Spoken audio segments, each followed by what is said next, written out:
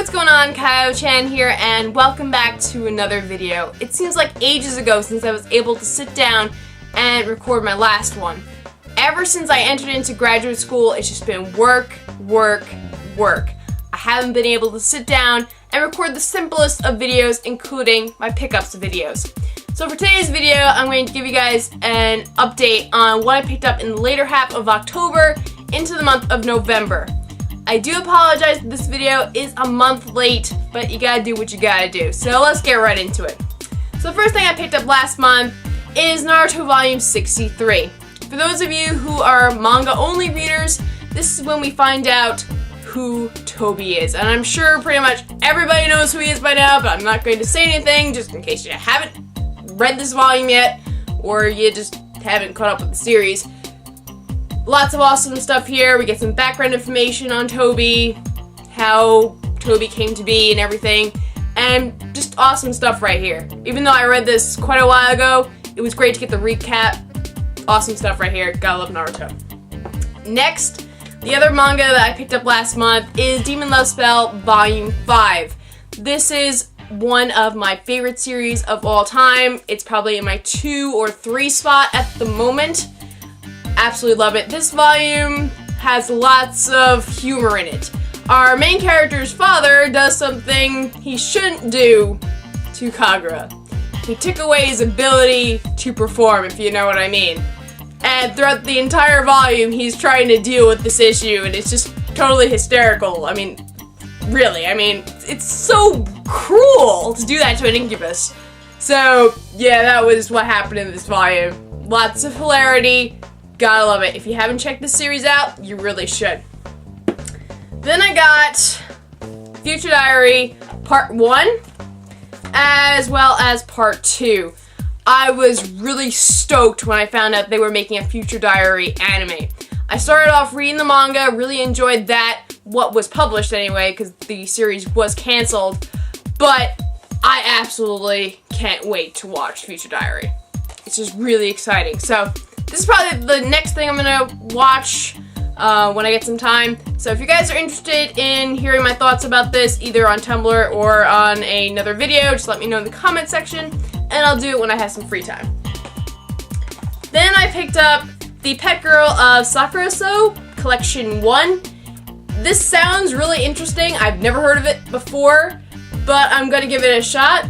And again, I'll let you guys know what I think about this probably on Tumblr. Unless I'm really excited about it, then I'll probably make a video about it. Next, we got School DxD, which is a really interesting series with demons, high school, games, lots of awesomeness. If you haven't checked it out, check it out.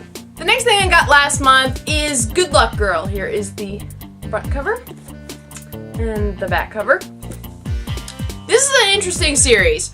If you're not above the age of maybe, I don't know, 16, I probably wouldn't check this out only because there is some mature content, nudity, stuff like that. So I probably wouldn't watch it if you're under that age, unless you have parents' consent, of course. But this is a really interesting series about this young girl named Ichiko who is basically taking all the positive energy from everyone around her. And she has absolutely no idea this is going on. She just has really good luck, and she thinks just because she's rich, that's why it's happening. Well, one day, a deity named EmOUchihaHime comes down and tries to resolve the issue and restore balance to the world. And things don't exactly go according to plan. So EmOUchihaHime is basically trying to get all this excess positive energy away from Ichiko, and it doesn't always work. So that's basically what the entire series is about. Really interesting. I really enjoyed it. If you haven't checked it out already, check out Good Luck Girl. Next, I got Wolf Children. This is a masterpiece. I absolutely adored it. If you haven't seen this movie, you should go get a copy of it because it is wonderful. Tear-jerking moments, just, oh my god, everything an anime movie should be, this is. I probably will do a separate video on this movie at some point, because it definitely deserves it. Just awesome, awesome stuff. I feel so bad for Hana, the main character.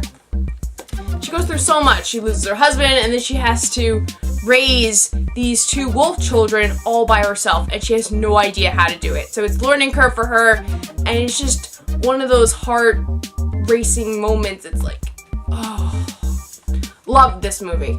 Absolutely loved it. I can't recommend it enough. Definitely go check this out.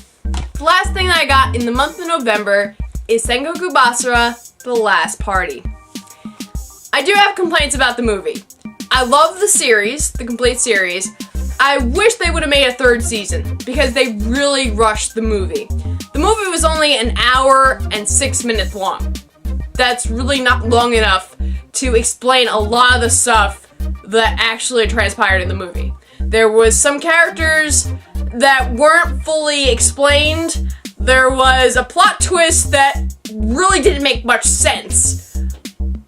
And it was just like, what was the point? You didn't really explain it all that well.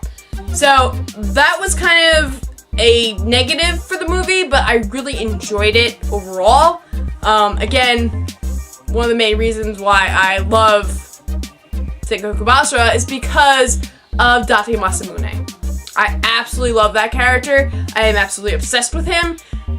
My obsession for this series has actually caused me to actually start buying the video games and start playing that. So I've really gotten into this series. But if you have an issue with the plot twist or just some of the other things, check out Samurai Deeper Kyo, because at the very beginning of Samurai Deeper Kyo, you kind of get an answer to the very end of the movie, who really came out on top, because we find out who is this shogun currently in Japan during this time period. So watch Samurai Deeper Kyo after you watch Sengoku Basara, because there are some overlaps with them, because there are some characters that reappear, like Sadara Yukimura and Sarutobi Sasuke, though there is a reinterpretation. They're not the same as they are in Sengoku Basara. There is some overlap, but they're different. So if you want to have some resolution to the plot twist, watch Samurai Deeper Kyo, because then it's like, oh, okay, that's the whole point. That's why you were trying to do that. You know, so there are some answers in another interpretation of this time period. So that's just my brief explanation about the movie. I'm going to do a separate video about Sengoku Basara plus the movie at some point, because I really like this series and I really just want to talk about it a little bit more. So if you are a Sengoku Basara fan, check it out. It's not the best movie in the world. It's not the worst movie in the world. There were still some awesome elements in there. There were some good battles, but they could have made it a bit longer or made a 3rd series to really hash out all the ideas that were in this movie. So that is everything that I got in the month of November. Hope you guys enjoyed this video, and I will see you guys next time. Bye!